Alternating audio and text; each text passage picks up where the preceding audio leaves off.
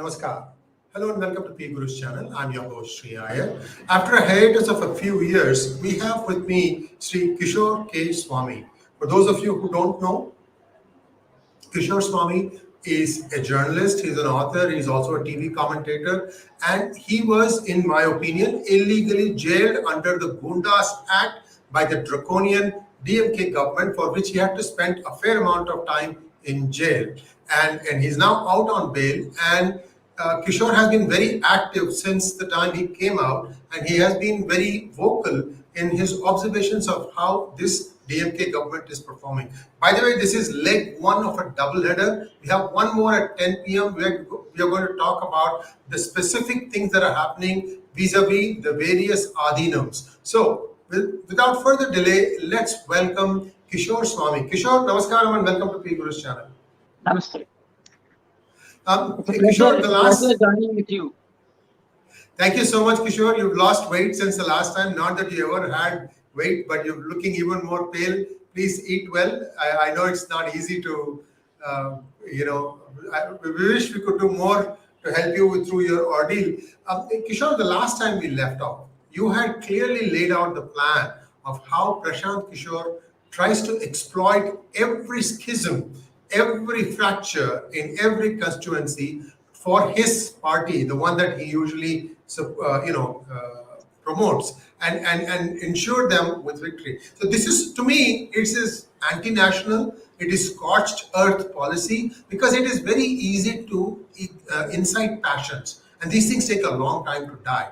So from there, I'd like you to take on, and then perhaps walk us through what happened. How is it that the DMK got such a spectacular win? And then now, who are they paying off? 1 year, they have been on a tear, destroying Hindu temples, trying to unseat as many things as possible, trying to also cover up for other minority religion-related mistakes. What is going on in your opinion, sir? See, let me, before we go into the Prashant Kishor subject, I would like to register certain developments that are going on here. Yes. I'd like to brief the audience. See, the irony that we find ourselves today, is that there is one particular pastor who comes on stage and claims that it is because of our, we have thrown arms to DMK. It is because of our mercy that they are in power. Whereas you would have been briefed about what happened yesterday in the Madurai Adhinam. Yes. His Holiness, the Madurai Adhinam, comes in front of the press and is claiming that his life is under threat by the DMK, by the establishment, and he says he has no other choice but to go and plead or explain his misery, his problems to the Prime Minister. Now, that is the irony that we are faced with, that there is a pastor who openly claims that it is because of their mercy, that is the mercy of the Christians and the minorities, due to which this government is in place, the DMK government is in place, and there is an Adhinam who says he is not able to go about his routine, his properties. I mean, I wouldn't even say call his properties, the madam's property. That they are not getting the returns, and they are not able to make their own legal claim over those properties also. So this is the situation in which we are in. So let this be registered. Having said that, now we come to Prashant Kishor. See, Prashant Kishor, I think if you will recall the conversation that we had. Yes. I was harping on this, that the route that Prashant Kishor takes does not augur well for democracy. An established democracy such as India cannot afford to have such agents working. Now, you might argue, or some may argue with me, that in 2014 you had Prashant Kishor working for the BJP. Well, Prashant Kishor was not the campaign of the BJP in 2014, if you would know. Whereas that is not the case. He was part of the campaign perhaps. IPAC was part of the campaign perhaps. But It was Narendra Modi all the way who carried the campaign. And there was a huge anti-establishment wave throughout the country.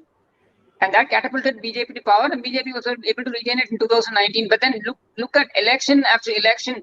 Prashant Kishor has been able to market that 2014 victory of the BJP to his advantage, to augment his brand, and thereby he rides on either sitting governments which are popular, or governments against governments which are already facing an anti-establishment issue. For example, the classic examples you could say is the West Bengal election, and the Tamil Nadu election, and the Andhra Pradesh election. Now, if you look at Andhra Pradesh, it was almost 2.5 years of work, of continuous yatras, that Jagan Mohan Reddy was able to come up with. That hard work, combined with Chandrababu Naidu's facing an anti-establishment, combined with the fact that there was a deep-rooted campaign put forward by the RSS, and they were able to transfer the votes to Jagan Mohan. So that helped Jagan Mohan more than Prashant Kishor. Likewise, if you take the case of Tamil Nadu, you will find that the DMK was already having an advantage, having established more than 50% in 2019, and there was a 10-year anti-establishment, feeling. Even then, I would say it was, though you call it a spectacular victory, the number of seats might suggest a spectacular victory. But if you look at the margin, that is still narrow, considering that this same alliance had posted above 50% in 2019. They were not able to replicate it. They were not able to get that same 50% above. In fact, the difference between ADMK combined and the DMK combined was hardly 3.2 to 3.3%. So what kind of a magic did Prashant Kishor do here? That is the question that needs to be put across to him. I don't know if anybody had put across that question to him, then he might come out and say that the state votes differently for the parliament and for the state. That's how he would want to justify it. But my question is, how does he add value to a democracy? Now, if you ask me, DMK or ADMK, their strength has been in that they have made, see, you will have about 3 or 4 million people, families being attached to the DMK, and 3 or 4 million families, 5 million families attached to the ADMK. These families survive out of these two parties. That is why they have become a permanent vote bank for these parties. Their livelihood is depending on this. It starts with a simple water connection that you might want to get, or a water problem, or a drainage problem that you might have in a street, and you may be apprehensive of stepping out and going and getting it done by yourself. So what do? We go to a local person who acts as a chief, or who acts as a connecting, who acts as the connection between the agencies, the concerned agencies, and ourselves, because we were not able to do that work by ourselves. So what do? We go to them, and they in turn become the representative of that particular street. This is how it starts, and this is where the DMK and ADMK have excelled, because they have these kind of networking right from the grassroots, and it goes up until the member of parliament or the state MLA. Even if you look at the councillors, they would have started their career as that roadside connect, who helps the houses, the 10 houses, 15 houses. That is why even now, if you go to the booth level, if you go to the cadres of either the DMK or the ADMK, they would be able to spot out each house and tell you which way they will vote. Or they would even be able to come out and tell you, if it is a city like Chennai, they would even be able to come out and tell you that this street, hardly 10% or 15% people will come out and vote. That is the kind of information that they have, and the connect that they have, because they live, they struggle, they celebrate. It is everything along with the crowd, one among the crowd. They don't jump there only during elections. But elections are the time when it is seen as in Tamil you call it a Tiruvizha. So it's a festival for these people, because that is when they can make money, where they can project themselves to the crowd, saying that, see, I am so and so, and I hold this influence. So this kind of networking, or this kind of electoral machinery is involved in an election process when it comes to Tamil Nadu. You would be much more informed when it comes to the other states, but I can tell you about Tamil Nadu. Now, this is where a party like BJP, which is now trying to grow, expand, this is exactly the area where its focus should be, and I'm sure they are focusing on that. Having said this, how does Prashant Kishor add value to this particular kind of an electoral process, a campaign project? That's how I look at it. How does he add value other than being a data analyst? Can he make strategies? But the problem here is a dependency on people like Prashant Kishor, whose brand name are much larger than what they are actually. It leads to a parallel power center being created, in the sense, at least up until the elections are conducted, each person wants to, each candidate, a probable candidate, wants to show himself or herself in a brighter, light in front of Prashant Kishor. They don't simply want to impress their leadership. They look at Prashant Kishor or anybody else. It could be DMK engaged Sunil. So they look at them as a parallel power center, and they have to impress them also. That is how it is going. The whole thing works. And then when they can spot, see, DMK or DMK cadres are so smart that when they can spot which way a vote goes in which house, you can imagine if an influencer is going to be sent. That's what they call them. That's what they call them. So influencers are people who are sent by the IPAC or Sunil's agency or whoever. If they are sent to gather information, they are very smart that they can go and grease the palms of these people and try to alter the information. So anytime, any day, I'm sure Karnataka would not have gone in for these kind of agencies. He was, even when OMG was there, OMG was led by Sunil. Sunil is a very smart, intelligent individual who delivered better than, as far as DMK is concerned, I would say that he delivered much better than Prashant Kishor. When you consider that DMK registered a higher percentage, almost 10% difference between what it delivered, what Sunil delivered in 2019 and what Prashant Kishor was able to deliver for DMK in 2021. But Sunil was always working in the working from behind the screen. That is not the case with DMK and Prashant Kishor. And I would tell you that Stalin was the first CM candidate who came out and declared that I'm very happy to work with Prashant Kishor. And even before he could declare that, IPAC declared that it is working along with DMK. IPAC actually inaugurated the DMK campaign. DMK did not inaugurate it. And ultimately what happened was the IT wing of DMK was relegated to the background, and it was all the way Prashant Kishor till the election got over, and about a couple of months or 3 months after the elections were over.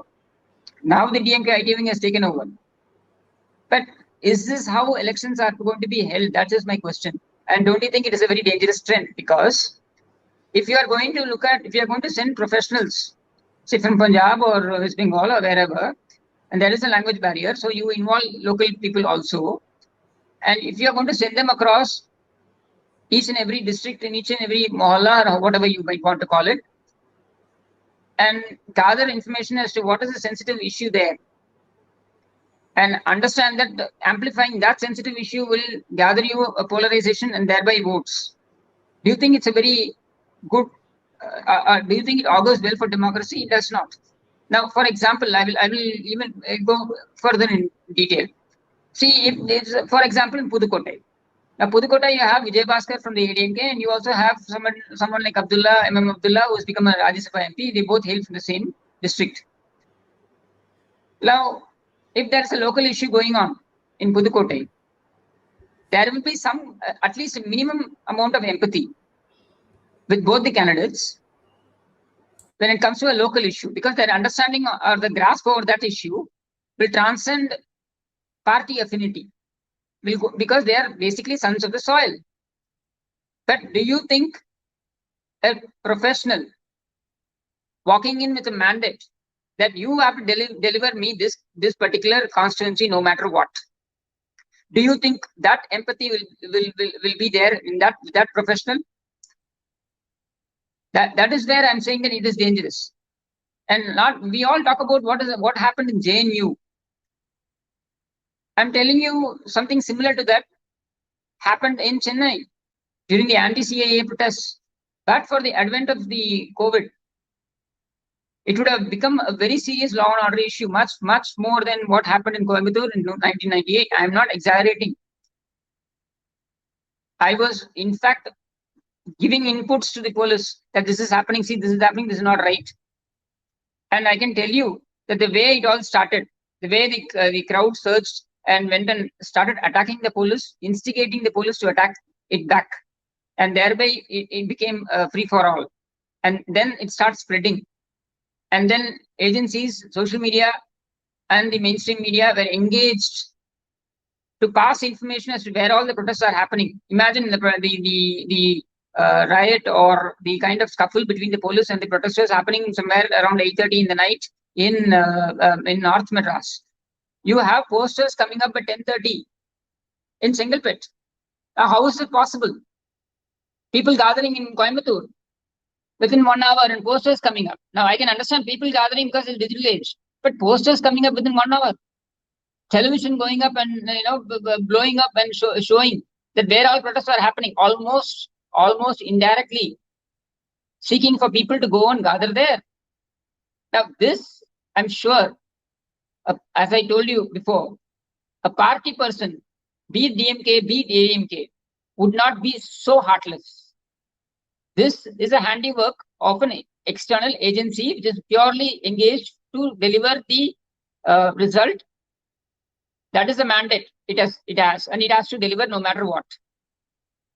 This is the problem I'm saying is not good for democracy. Now, if Prashant Kishor himself, I can see that he has some aspirations of going and contesting in Bihar. That is what I feel, going by his recent tweets or whatever. You would find him not going the IPAC way.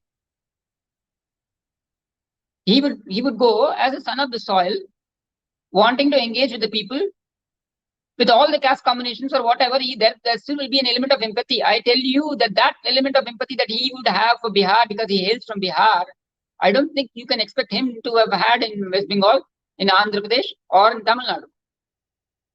If West Bengal is suffering today, the polarization, a lot of people say that the polarization happened because of Mamata Banerjee appeasing the Muslims or BJP consolidating the Hindus. I'm telling you that this polarization happened not because of Mamata Banerjee or the BJP. This polarization has happened because Prashant Kishor has been saying all along that this percentage will only vote this way. That Mamata Banerjee, no matter what, has that 40% above which she will be consolidating that 40%, and that 40% has a huge percentage of minorities. That was what he was indicating. Whereas when Yogi Adityanath came out and made a suggestion of 80-20, so much hullabaloo was raised because of, at that time, because of his statement. But nobody spoke anything. When time and again, Prashant Kishor was making this statement about the percentage that Mamata Banerjee is having and the kind of consolidation among certain communities that she was able to manage. The media failed to call this bluff. So the polarization, that is why I'm saying that there is no problem between Mamata Banerjee and BJP slugging it out in ground zero. But there is a problem when they engage somebody to handle it, and a rank professional who is not the son of the soil and who comes up there and whose only mandate is to deliver the result in favor of whoever engages him. Because the same Prashant Kishor 6 months back came out and said that he he was in fact on record criticizing MK Stalin. Now, what happened, do you think, within 6 months for a 70-year-old man? That is what he called him, a 70-year-old man calling himself to be a youth leader. And in 6 months, or I should rather say till March of that year, he was on the other side. And the same person is able to, within 2 months, shift and say that, look, Stalin is the emerging leader and he is the best CM candidate, a CM choice. Now, one may call it smartness, but remember, we are playing with the sensibilities, the sensitivity. We are playing with a lot of people's emotions. Now, every politician will do that. I mean, politics is about polarization. But there will be an amount of empathy which a professional will lack, because it is seen as a business. I understand. One may argue with me that politics has become business. Yeah, I agree. But it still is politics. That is not the case with Prashant Kishor brand of, or his agency or his brand of going about campaigns. Because they don't stop with political campaigns. They don't stop with taking the message of the political party to the people. What they do is they come out with their own agenda, insert it inside this particular campaign, and then they go forward with just a small mandate that I have to deliver this state or this constituency. After elections, I will not be seen. That is not the case with the DMK or the ADMK people who are going to be working in the ground, be it the candidates, be it anybody. They have to go around in that particular constituency. They are aware that they have to survive in that state after election, whether it is a defeat or a victory. So this is the difference. And this is why I keep saying that Prashant Kishor kind of campaigning does not augur well for any political party which would engage. Not only Prashant Kishor, the likes of him.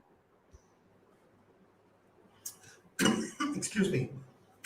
Kishore, in your opinion, how does the demographic of Tamil Nadu lie today? For example, I saw on Twitter today that it breaks down the following way. The ROP is about 15%. The ROL, including the cryptos, is 25%. The Dumils is 8%, which means there's only 52% Hindus. And they'll have to vote in and as a block in order to make the other side win. How do you think these numbers make sense, or are these made up? Let me be brutally honest. I am going to reveal a few, my heart out here to you. I don't know about the repercussions, but then see, let us be brutally honest when it comes to Tamil Nadu. See, number one and number two. When people have opted for a party, it has become number one, and the party that's come next to it is number two. Obviously, the next election, you will have the number two preferred over the number one. That's how it has been, barring MGR and Jayalalitha, madam.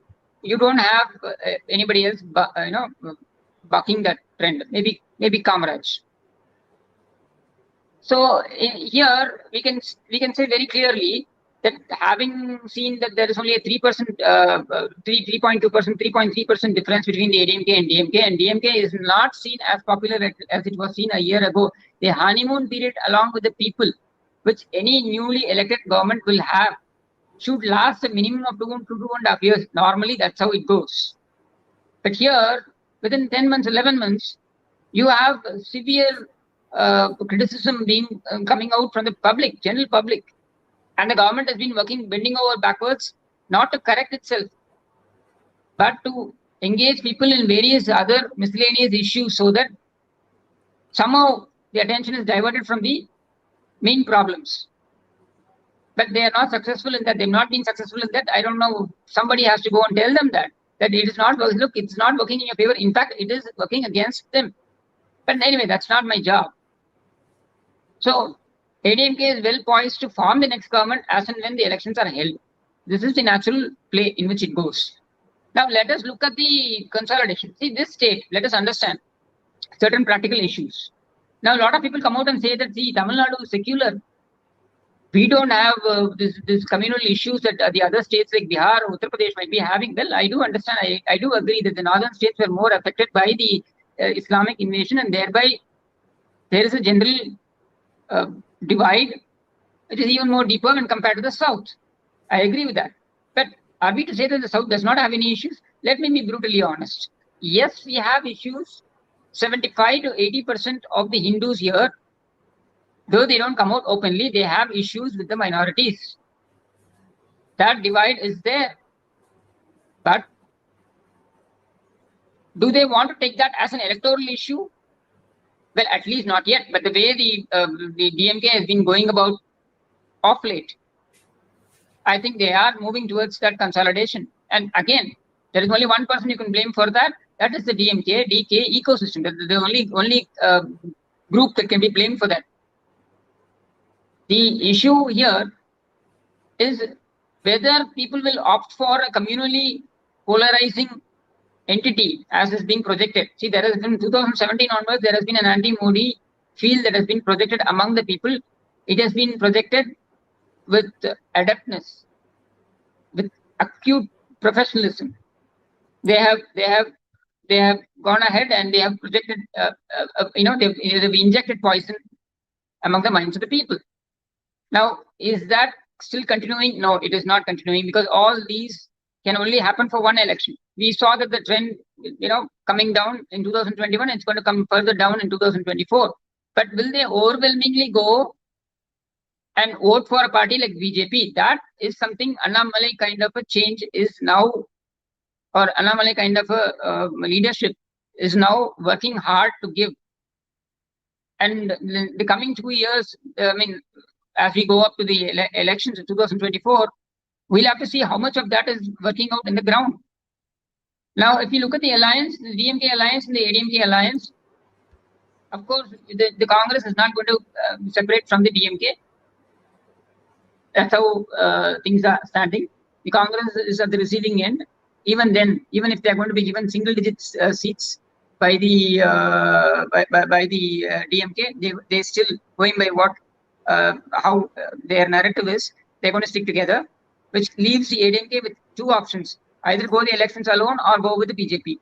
Now, it is going to be the parliament election, and it will make a lot of sense for them to go along with the BJP.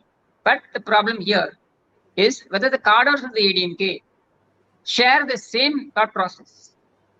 They feel, see, they are not against the BJP, but the cadres basically, as I told you in the beginning of this conversation itself, I told you that the cadres of either the DMK or the ADMK, they're very smart. The minute they know that Prime Minister Modi sells, the brand Modi sells in Tamil Nadu, they'll be the first person to latch on. Ideology, all that takes a backseat. So in that, we'll have to see how much the BJP is able to work to remove that anti-Modi sentiment. And Annamalai is doing a fantastic job at that. But convincing the ADMK cadres is going to be a tremendous task. And nothing works in politics as success. So if they see that more and more support is gaining at the ground level for the BJP, then the alliance is a sealed deal. This is understood by both Sri Edappadi Palaniswamy and our Thiru Annamalai. Both of them understand that, and that's why they are allowing the ground, to reflect the sentiment. Let it happen in the natural course. But I do understand, or I have the input coming in, that they want to do this as soon as possible. They shouldn't be delaying till the end of 2023 or whatever for coalition, for an alliance formation.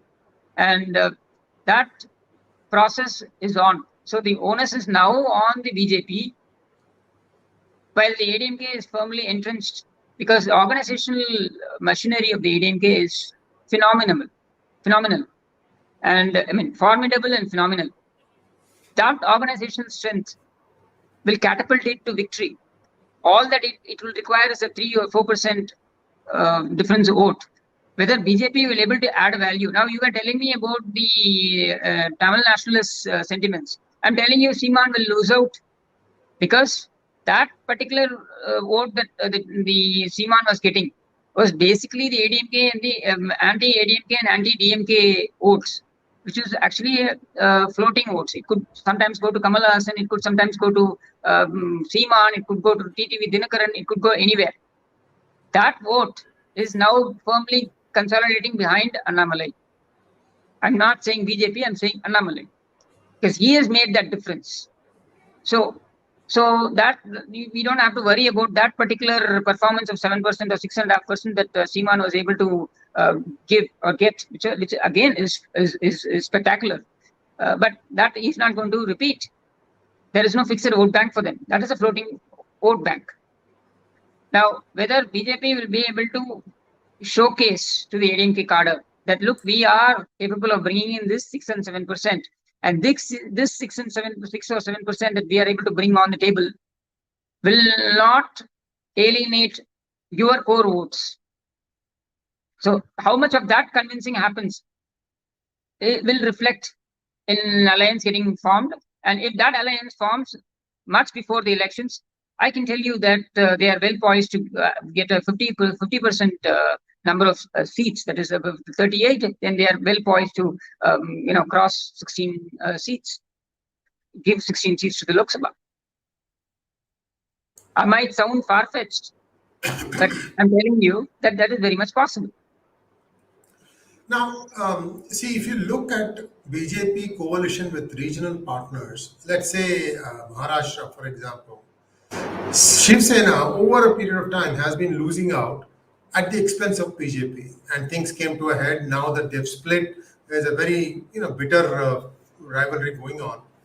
Do you think ADMK could also be worrying that it's going to be a waning phase for them and a waxing phase for BJP, and that BJP's growth might come at the expense of ADMK?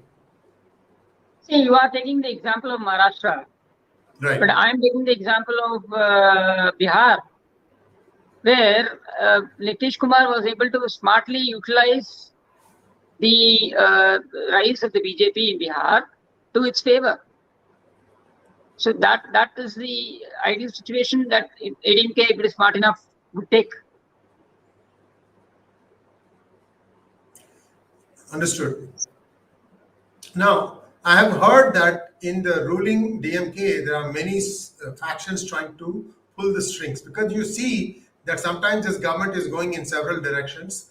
What is your thought process on why is this anti-Hindu sentiment? The previous DMK governments did not do this. Why this time? Why now?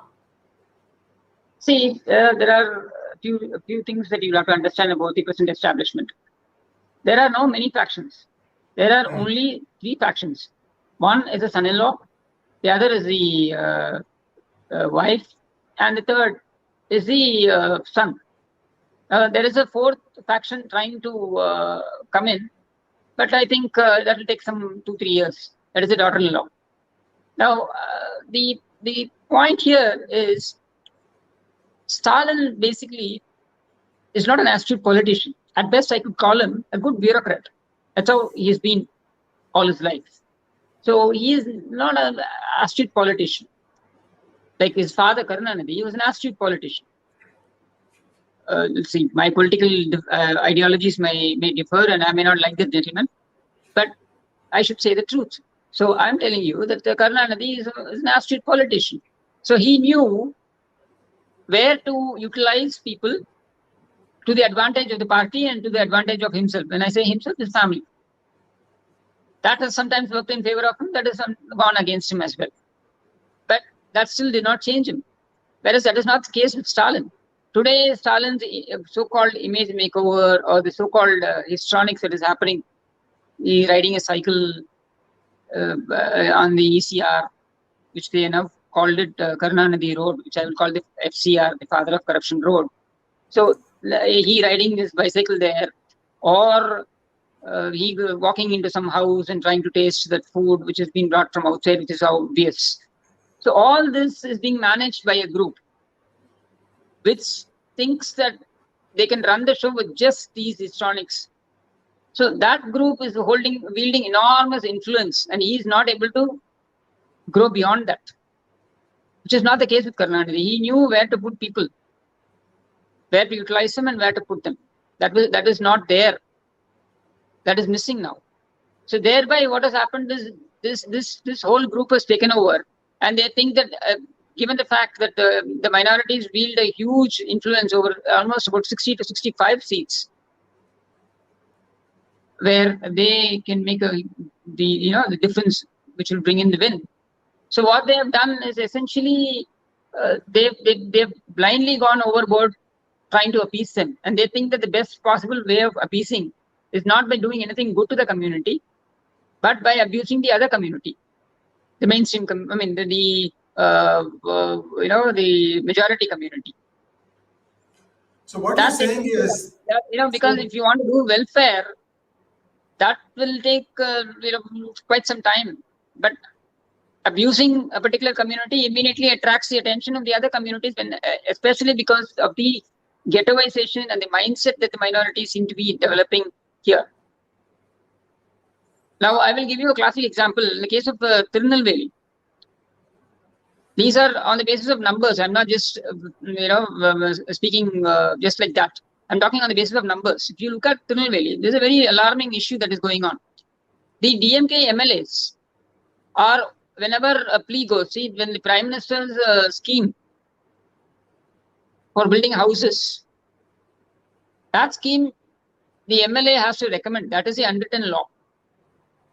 So when they go to the MLA for recommendation, the recommendation is only given for a DMK cadre, or it is given immediately if the person is hailing from the minority community. Imagine the kind of Modi hatred that is being spread among these people, where I will not absolve the minority communities completely when it comes to spreading this Modi hatred because of their sense of insecurity or whatever that they would want to define it, let them do it.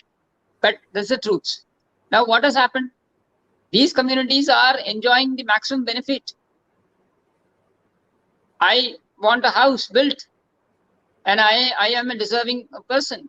I go to the MLA. The MLA says, no, you are a Hindu. I'm not going to give you that particular, you are either not in DMK or you are not a Hindu. You are non-Hindu. Then if you are in DMK, then you get the preference. If you are a non-Hindu, you get a preference. You will not get that preference if you are a Hindu. Now, don't you think that shouldn't be happening in a secular state? Because these people are the torch bearers of secularism. I'm telling you, they are the pallbearers of secularism. Kishore, I have a simple question. Are the houses being built completely at the expense of the center?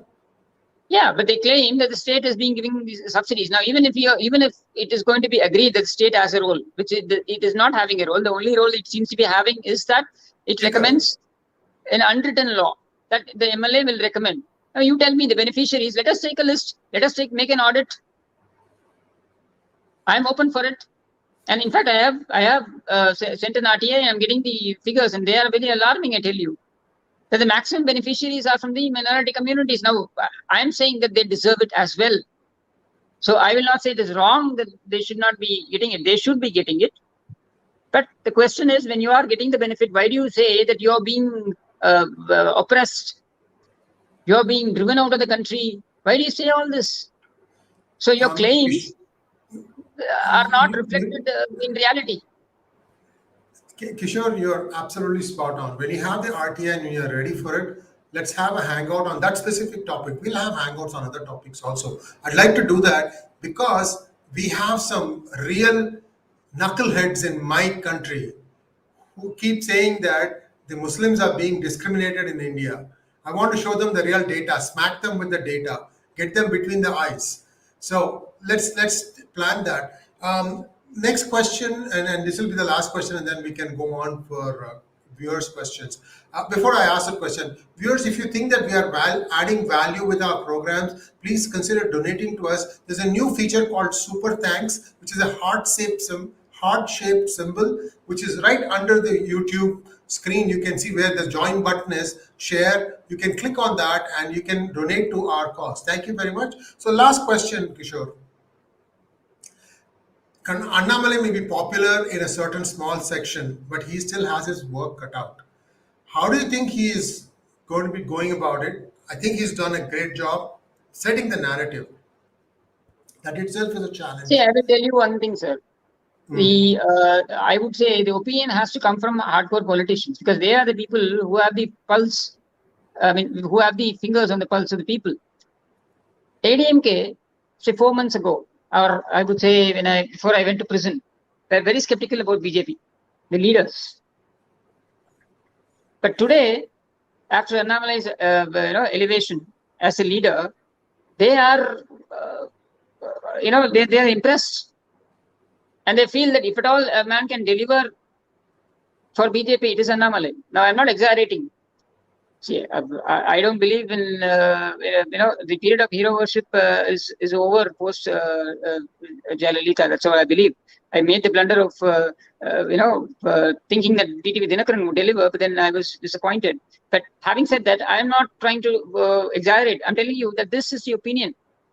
So, and it is only a matter of time if he moves the same speed and with the same level of energy. I'm telling you that I wouldn't be surprised if the ADMK cadre also come to the same conclusion. Now, let us take his recent visit to Sri Lanka. That is a huge, huge step forward. No wonder resolution after resolution is being passed in the Tamil Nadu Assembly. And they have even made the PR exercise. They have gone ahead with the PR exercise that they got Rajapaksa to thank Stalin for a resolution that Stalin passed. I have not seen Rajapaksa thanking Prime Minister Modi openly for the aid of almost 22,000 crores that has come. But the resolution passed for 123 crores by Stalin, and Rajapaksa is thanking him. Now, that's a PR exercise. That's what DMK has been doing all along. Whereas Annamalai has gone there. He's not met with, I have not seen him meet with any big, tall Sinhala leader, but he has met with all the Tamil leaders there and the Tamil influencers. And that is the kind of rapport, the kind of rapport that he has established with them is something unprecedented for Tamil Nadu BJP. So that is a step forward. And the way he has been able to handle the media is being appreciated by the youth. They are closely watching. And I tell you that Tamil Nadu politics is always about DMK and anti-DMK. So when it comes to the anti-DMK, Annamalai, I wouldn't say BJP, because organizationally, structurally, they are yet to gather strength. But Annamalai as an individual has emerged as the tall leader opposing the DMK, especially the first family of the DMK. That is gaining him the support. Traditionally, if you want to emerge as a leader in Tamil Nadu, then you will have to oppose the DMK. That's how it works in this state. You may grow in DMK, but you will never grow to be a leader. You can be a second fiddle or third fiddle, but you can never be a leader in DMK. But if you want to emerge as a leader in any other party, then the only card that works is your anti-DMK stand, because people more or less are aware that DMK is not a very healthy organization to be in or to support, but yet they go and vote because of lack of alternatives or any other unusual factors. But other than that, normally people, their mindset is always anti-DMK, at least a huge majority of them. Now, having said that, Annamalai has understood that, and nowhere has he compromised. Not one press conference of his goes without him targeting the DMK and its first family. And that is appreciated by a lot of people. So that is why I'm saying that he has arrived. But is he going to be backed by his organization to the extent that Delhi backs him? But how much of his organization in Tamil Nadu is going to back him? That we'll have to see, because again, the booth level restructuring is a big challenge for him. And if he's able, and how much of that he's able to achieve, we'll come to know in 2024. Thank you very much, Kishore. And let's take a quick set of questions here. Let's start with, here we go. Let's have the questions, please. Mr. Lee wants to know, what do you make of the recent news that PK will be starting a political party in Bihar? Is data collected by IPAC leaking outside to foreign actors? Well, see, that's what I'm trying to say. I told Iyer sir also that you see his methodology when he works in Bihar will be as any other political party. It will not be as an agency that he has been. So the role reversal will happen. Then you will understand what a political party does and what an agency does. There's a big difference. So he will definitely be successful in Bihar. That's what I believe, because the combinations, the caste combinations work in that manner. But definitely he won't travel the IPAC way. That is what I'm trying to say. Yeah, and we'll wait and see how that goes. And Vasuram71 wants to know, if PK cannot make a significant difference, then isn't it good that PK get involved so that it further muddles the plot? Yeah, see, yes, I would welcome PK as a politician. I definitely don't welcome him as a person who's campaign broker. That's what I call him. I don't welcome him that way. But I do welcome him as a politician. Yes, enter into politics, gain the confidence of the people, talk about their issues, feel for them, let them feel for you, and then let us see who votes for whom. And the next question from Mr. Lee again. How is IPAC paying hefty salaries to its IIM, IIT recruits? Is IPAC a planted agency funded from abroad? See, I don't know about their funding from abroad, so it would not be right on my part to comment on that. But I can tell you that they don't come, the billing that they put, I don't know how much of. We seem to have lost him. We're going to try and wait for a few minutes to see if he'll come back in. And viewers, I hope you have seen or located the super thanks button. And here we go. He's back. Sorry, the internet connection is a problem. So I'm given to understand that from the DMK circle, the input came from the DMK circle. There are almost 330 to 340 crores was pumped in for that particular campaign of theirs. And that obnoxious song, the Stalin, the song, which kept on ringing every 3 minutes and taking our life out. I'm sure a significant percentage of people went and voted that they want this song to end. So they went and voted for him.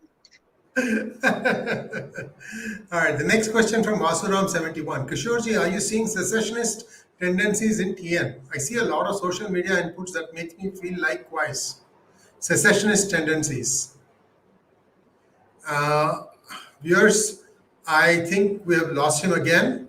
And I hope that there are 118 likes right now. And we have about close to 400 viewers. So could you all please click on the like button, and I'm just going to wait for a second here. If it doesn't happen, then we're going to wind up the show. But because this is almost the last question that we have.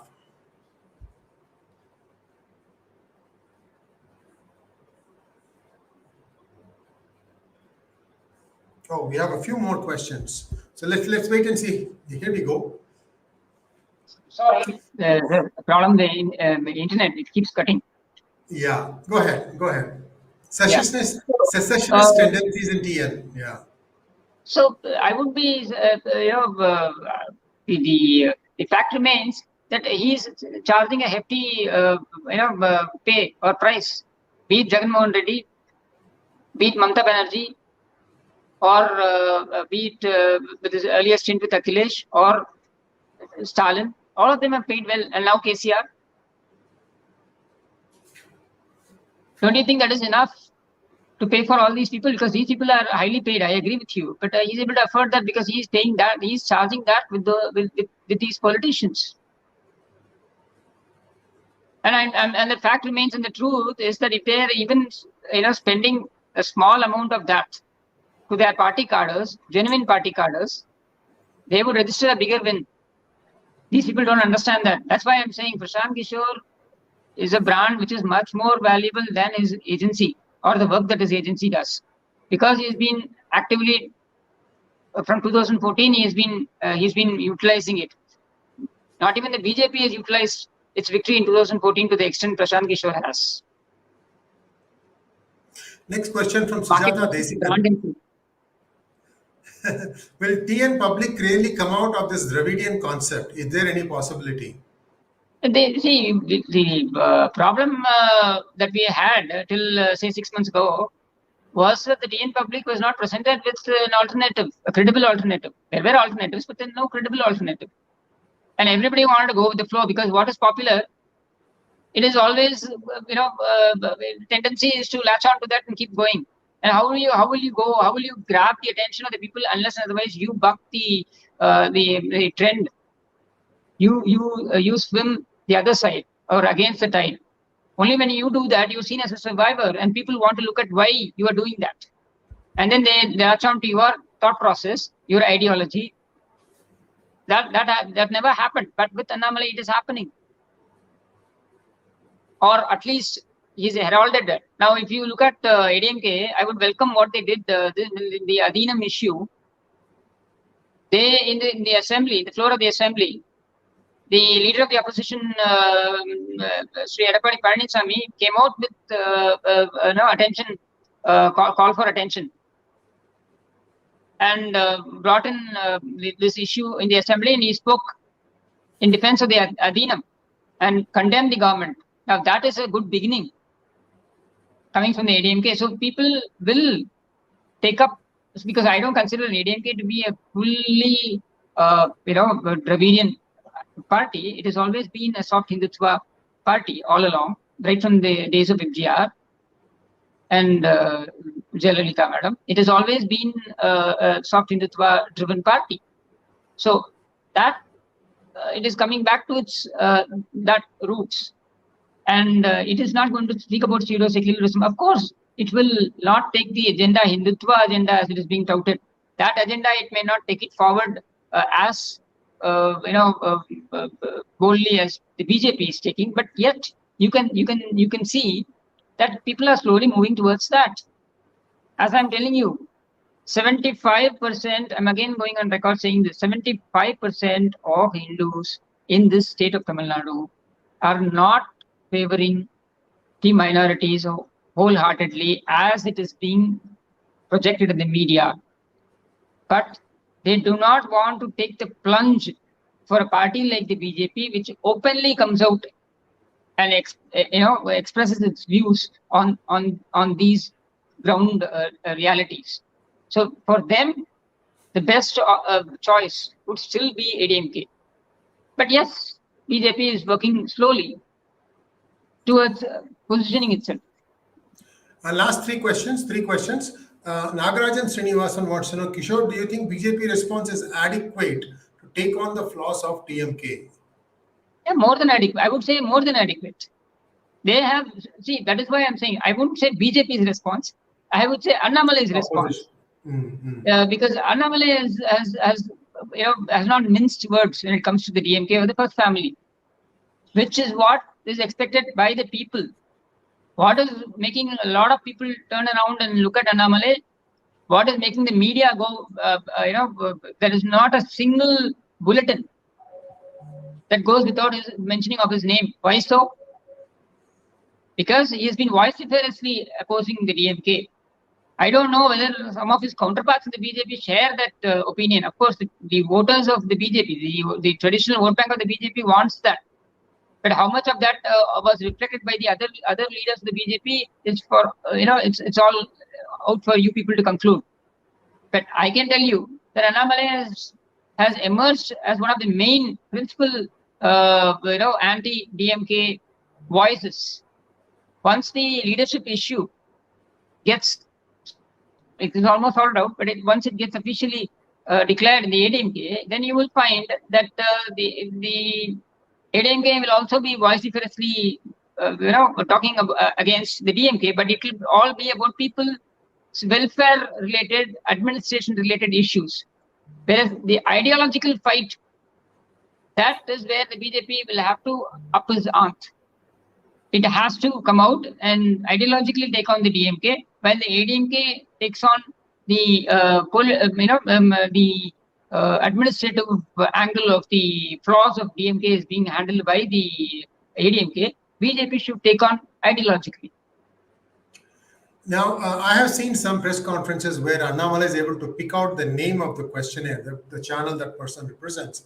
So Sachin Sharma wants to know, By now, how far has 𝙗𝙗𝙗 has been able to break the pro-DMK narratives by the Tamil media? Most Tamil media is pro-DMK. No, see, that is where I have been one of the people who have been telling 𝙗𝙗𝙗 time and again that don't hang on to this media. This media is never going to change, at least in the near future.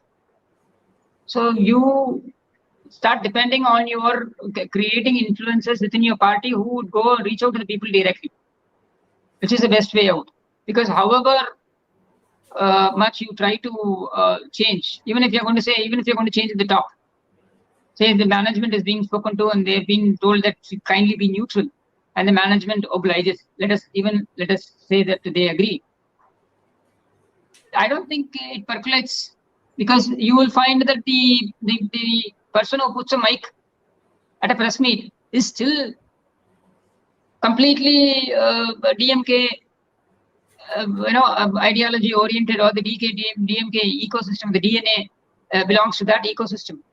How do you change that? And why should we even change? I think you're talking. We'll have to go about drawing a bigger line. No point depending on the media. Today you have alternate media.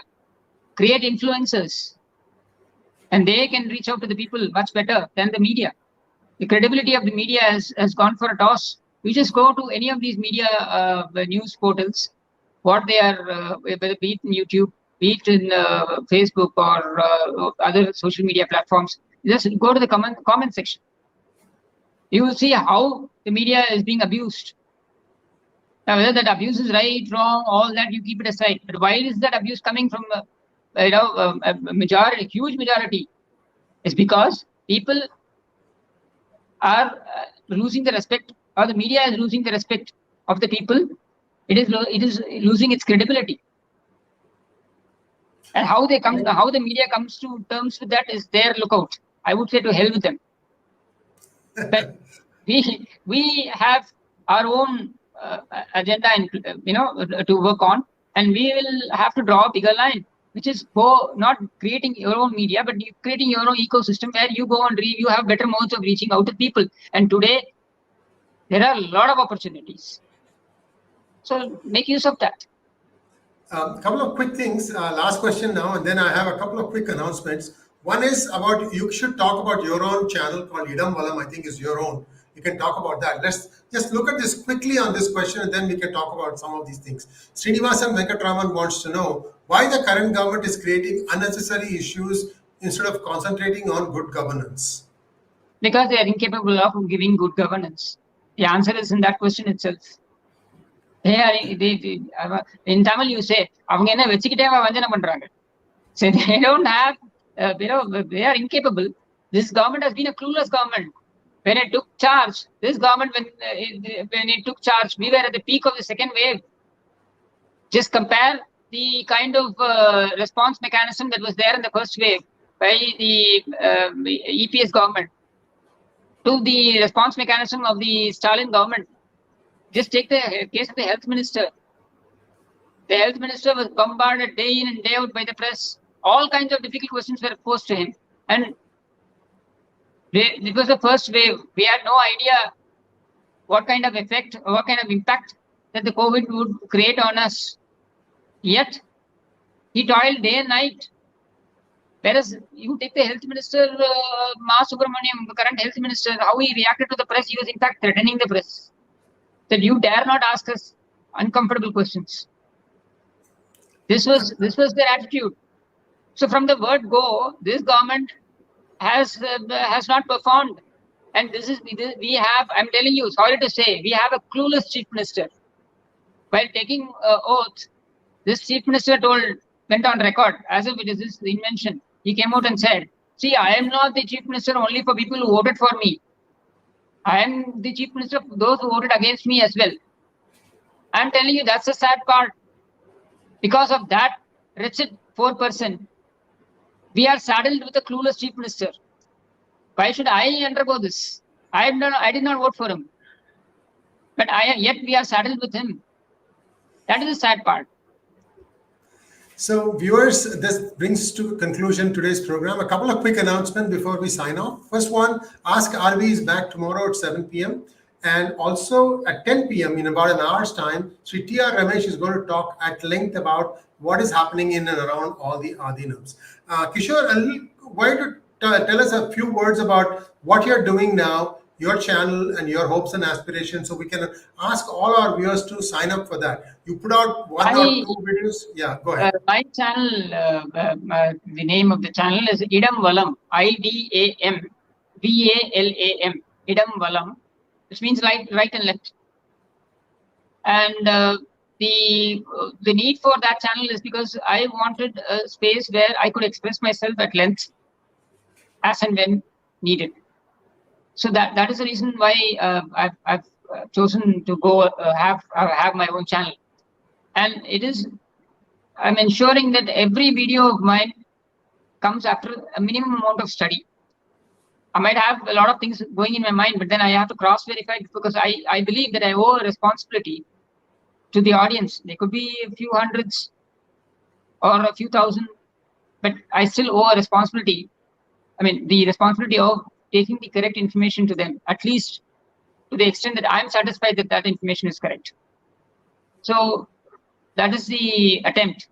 And yes, I thank Sri Iyer-ji for giving me that opportunity to put forward my channel also. It's called as 𝙤𝙧𝙤𝙪. So I request you to kindly subscribe and follow and support. So we have put out all the links in Facebook, Twitter, as well as YouTube, link to your YouTube channel. And viewers, you can just click there and subscribe. And I want all of us to support Kishore. Kishore has gone through hell and back. And I really, really say it from the bottom of my heart. This man needs all our help, also all our respect. He has stood up to these goons, and he's going to win in the long run. Thank you very much, Kishore. Namaskaram. Thank you. Thanks a lot.